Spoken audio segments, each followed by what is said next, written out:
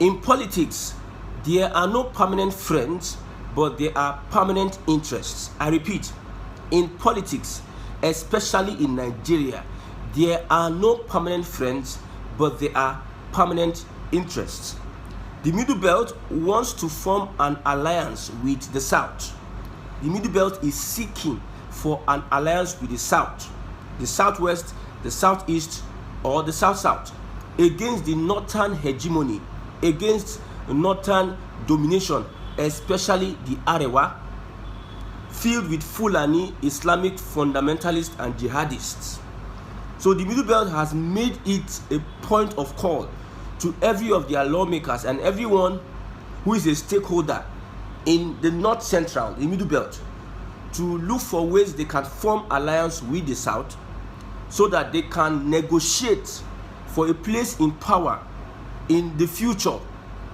They have said that their alliance with the North, their forceful marriage and alliance with the North, will give them nothing politically. Where you see majority of those that are championing or that are taking over the political space are Fulanis, Kanuris and Nupes, but the Middle Beltan is relegated to only attacks by the Fulani jihadists and Fulani terrorists, Fulani bandits. We are coming to a report whereby 35 days the Fulani has been killing in southern Kaduna, that is the Middle Belt. The media are not reporting, are not giving these incidences the report it needs, the coverage it needs. The traditional media, they are shying away from reporting that for almost 35 days now, consistently, the Fulani are attacking the Middle Belt. I don't know whether it is as a result of their stance on disengaging from Arewa. So the Middle Belt has made a wise decision to form an alliance with the South so that the North will be incapacitated. The grip of the Fulani hiding under Hausa will be incapacitated. Even the Hausas are also deliberating on how they can stay free from the North. Look at this report last year, November. The League of Northern Democrats has reached out to similar other groups in the region, in the North, including Arewa Consultative Forum, Northern Elders Forum, and Middle Belt Forum to forge common ground to return power to the region in the 2027 presidential election. Now, the League of Northern Democrats are pitching the Middle Belters, please let's come together so that we can form a forum, a common ground, forge a common ground to wrestle power from who? A Southern President, Bola Ahmed Tinubu. Buhari ruled 8 years. Looking at the calculation, Buhari ruled 8 years. So anybody that is going to rule for 8 years again should be a Southern president. If Tinubu wouldn't be there, P2B should be there, or any other Southerner. But look at what these guys are talking about. They are calling on the Middle Belt. Come, let's forge an alliance, a common ground, to return power to the region. And if you are returning power to the region, you are returning power to a Fulani. Who are the popular politicians in the North now that can come and get a national coverage? Who are the popular politicians that can stand P2B or Tinubu head to head? Are they not Fulanis? Majority of them, are they not Fulanis? If you are watching me and you have somebody else, you have a different opinion of somebody in the North, popular politicians in the North that can go head to head, toe to toe with Tinubu or P2B, that is not a Fulani, or there is a Middle Beltan, or there is a Hausa, you can call their names. All these League of Northern Democrats, you see them, Fulani. People leading Arewa, most of them are Fulani. The most influential group in the North today is the Militiala group, is a Fulani group. With their minute minority population, they still want to give Southern leaders problems.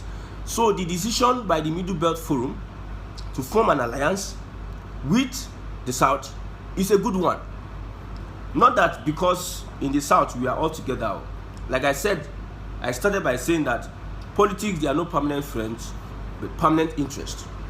This interest whereby we want to remove the dominance of Fulani in Nigeria and push them back north, push them back to the Sahel is a common interest everybody must pursue, because together we can run the package. We know that the Southwesterners have a reservation for the Southeast, or the South-South, or the South-South against the Southeast. We are divided among some common grounds. We can't be friends. We understand that. That's why we are asking for a regional system of government. We're asking for a system change. Look at what Sunday Igboho said, that if Igbo and Yorubas and Hausas cannot stay together, let everybody go their separate ways. That is good. He said that they have Yoruba people in the Southwest that are all over the country, that are technocrats, that have a lot of resources. One of the richest black men in the world are Yorubas. They can pull in their resources to the Southwest and develop. We have a mountain and army of Igbo people doing well in almost all countries of the world, even doing well in Nigeria, almost all the states of Nigeria, not only the world. They have skills, expertise, they have exposure. Everybody will come back and build a Igbo. We have same for, if there's a South region, or if everybody's not going to come together as Biafra, everybody can find a common ground. The North also will find a way. Since they put all their eggs in one basket and want to take over Nigeria by force, the North will find a way to exist. That is, but for this common interest, the Fulani were the ones in the first place that planted the division that is happening in the South today. They supervised the division that is happening in the South today. So it is a good one that the Middle Belt Forum is coming out to say that we don't want an alliance with the Arewa anymore. We know that our future is not secured in Arewa. They are the ones that are sponsoring or giving a platform to the bandits and whoever, Fulani headers, to kill and to destroy us, to kill our farmers and to cleanse our communities. Now, I'm going to read a report on a Christian community in Kaduna State. This Christian community has been terrorized by Fulani headers. I've said it before. I'll repeat it so that it will keep on ringing in your ears. In the North, you hardly find Fulani doing Almajiri. You hardly. There may be Fulani doing Almajiri. You hardly find Fulani begging. They are populated by the Hausas, Almajiri, Hausas and everything. But you mostly find Fulani, banditry, terrorism, Boko Haram, ISWAP. You mostly find Fulani killing, destroying churches, destroying mosques, ravaging, collecting tolls, causing trouble up and down. You mostly find Fulani educated, taking over universities, taking over government positions. We have 9 Fulani governors. No outside governor as we speak. You find Fulani taking over everywhere, while the Hausas are the farmers, the beggars, the shoemakers, the barrow pushers and everything. That's where the Hausas are relegated to with their population. So now, there's this report that the media, the traditional media, the mainstream media, are not reporting. Fulani ethnic militia unleashed terror on Kajuru, killing 40, displacing 7,000, just between December and January. Remember, they are Fulani ethnic militia. It says, Fulani ethnic militia unleashed terror on communities in Kajuru local government area, Kaduna State, killing 40, kidnapping 50, and displacing more than 7,000. The attacks have left families shattered, homes destroyed, and communities in ruins. The pounding, traumatizing attacks began on November 30th, according to locals. The criminal group behind the Kajuru mass attack on January 8th has demanded a ransom of $100,000. So Fulani are demanding $100,000 ransom from Middle Belt communities. And they threaten to obliterate all village hubs with fire if they don't get it. So what package is the Fulani bringing to the Middle Belt? To obliterate, to burn down houses, to kidnap, to kill, to maim, and to extort. That is the package the Fulani has brought to Middle Belt and northern Nigeria. Let's continue. Kajuru County, 35 miles southeast of Kaduna, is populated by Christians, chiefly of the Adara and Gbagi ethnic groups. The area has been transformed into a war zone, leaving a trail of death, destruction, and despair. The once peaceful communities of Ungwarogo, Sipata, Libere, Afogo, Maraban Kajuru, and Kiwara have been ravaged by a series of brutal attacks perpetrated by Fulani terrorists during the past 4 weeks. Residents of the aforementioned communities are fleeing to other counties and settlements due to the relentless killings. This is the package the Fulani is giving to the Middle Belt. Relentless killings, kidnappings, and scorched earth actions of Fulani terrorists. Now, the Fulani will come and tell me that there are different kinds of Fulani. You see, that is gaslighting, and that is collateral damage. Because you want to evade the terrorism actions of the Fulani, you are telling us that Fulani are different. I have told you before, the ones that cannot do the work of the fanatics are giving emotional support. I am Igbo.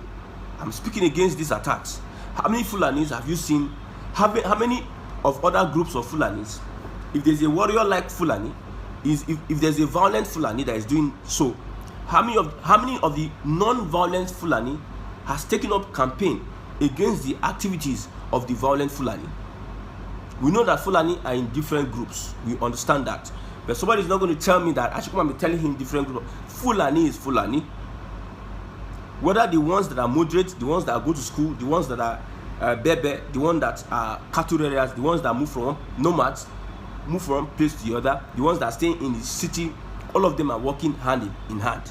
Arewa is a group that encompasses all of them, and they have one goal: to dominate wherever they go. The ones that can enter the bush to dominate are dominating. The ones that can enter the city to dominate are dominating. They have one common goal, whether you are different group or Flash or Fulani. Now, the violence began 30th November 24 till today. They stormed the village December 5th, setting fire to homes, motorcycles, and valuables. These are accounts from people. They also went there December 8th. 3 people were kidnapped, 5 others were taken, 1 person killed, and 5 others were kidnapped in Maraba, Kajuru, Kikwari, in Angwaku. Now, the people of that place, dominantly Christians, churches were razed and burnt down. They have been forced to flee their community, seeking refuge elsewhere. 2 women were kidnapped in Kutura on December 8th.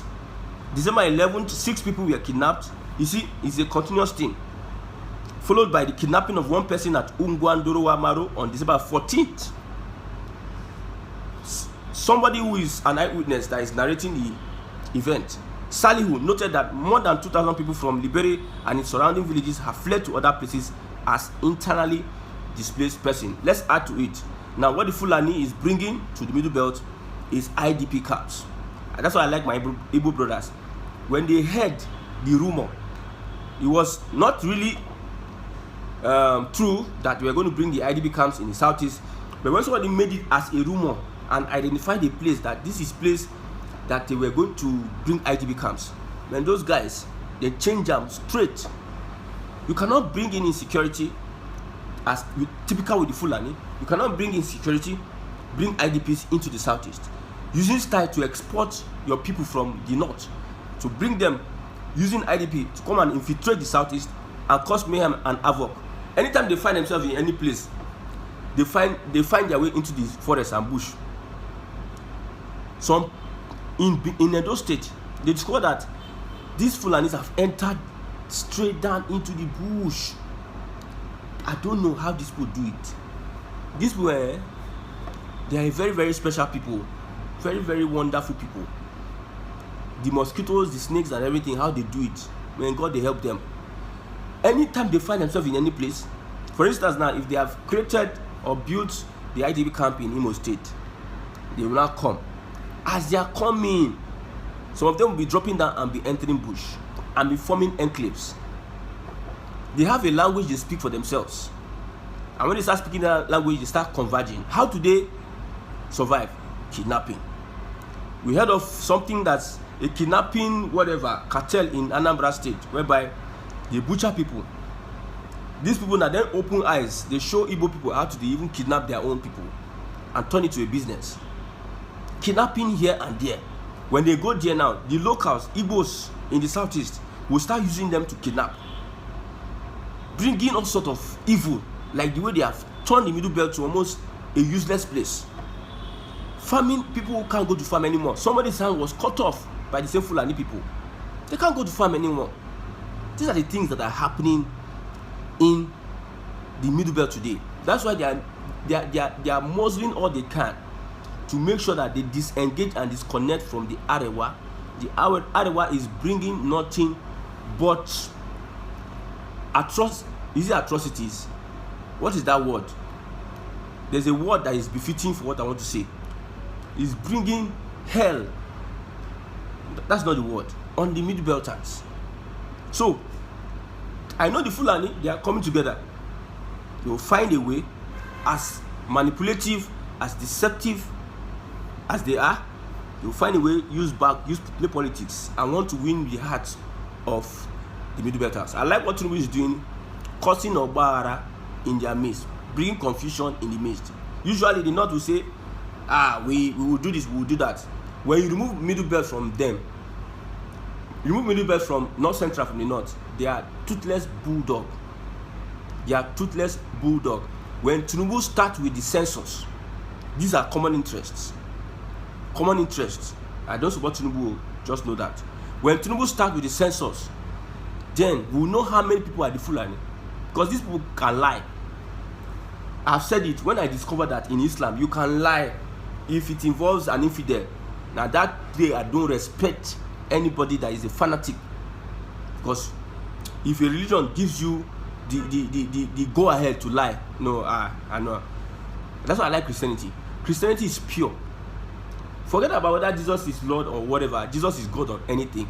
You see, it is the conviction we have as Christians, is the experience, the life experience we have that makes us become Christians. Not because we need to pray 5 times a day, we need to fast and pray. It is your encounter with the being of Jesus Christ that makes us keep ourselves as Christians. Somebody told me that the difference between Muslim and Christian is that Christians are willing to die for their God, while Muslims are willing to kill for their God. And which one is the religion of peace? Tell me, because I'm trying to wrap my head around religion of peace. Muslims are willing to kill today, although they are willing to die because the death has some goodies, probably some 2 virgins or whatever. I'm not even interested in that. But I know that the Muslims are willing to kill, different from the Christians. Christians are not willing to kill. Christians are willing to lay down their lives for the sake of the gospel. 2 different religions. So, what the Fulani brings, the Middle Belt are rejecting it.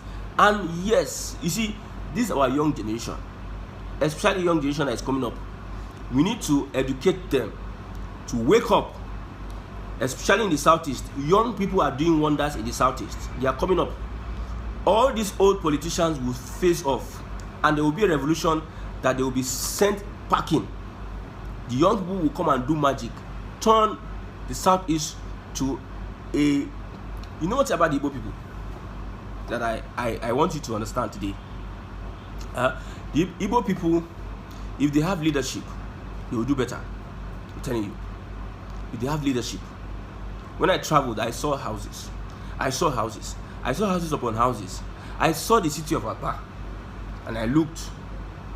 They say Aba is dirty. Although the last time I went, Aba used to be very, very dirty. But leadership of Alex Oti turned things around. I will keep on saying it. I traveled from Aba to Umuahia. The road was straight. I traveled from Umuahia to Ishukwato, and from Ishukwato to Abaime. I traveled from Umuahia to Ishukwato. The road, the only difference is the street, inward roads into the streets and into the places, but the major road was clean. While coming back from Aba, while even traveling from Lagos to Aba, you see, what you see is, you see the bad roads from, the southwest governors need to fix those roads, especially Ogun State, Shagamu, Ijebu Ode, Edo. These guys need to fix those roads. That's where we see the bad roads. But from there moving on, you can see some little potholes in Delta State. But when you cross that Onitsha bridge, I don't know what is happening. Imo State, the road is going. Everywhere is fine. Everywhere is doing well. I'm telling you, what the Igbos need leadership. And at the top level, if the leadership of Tinubu would restructure Nigeria, it will be good for the Southeast. Because we have politicians that are useless. Very, very useless set of politicians. Stood to Fulani people. I know the Southwest politicians are playing a high demonic politics. Playing high. They are playing to the highest level. Their politics are playing. They know that the Igbos will not align with the North. So they are using that fact. Okay, we will deal with the North. There's no alliance for the North. We'll separate the North from, let the North be confused. We'll divide the North itself. Then we'll have our way. But we are saying, in politics, no permanent friend, but their permanent interest. Now, Middle Belt, it is time, wherever the South is going to, follow the South. Wherever the South is going to, follow the South. Wherever the South is voting, wherever you see that they are voting, they are pressing their vote, follow them. Let the North and Arewa, it's like, let the Fulani stay there and open your eyes and be looking up and down. Let them stay there and let them be looking like, Let the North sort itself politically. No more North will remember. No more we need Northern votes. Northern votes is a mirage.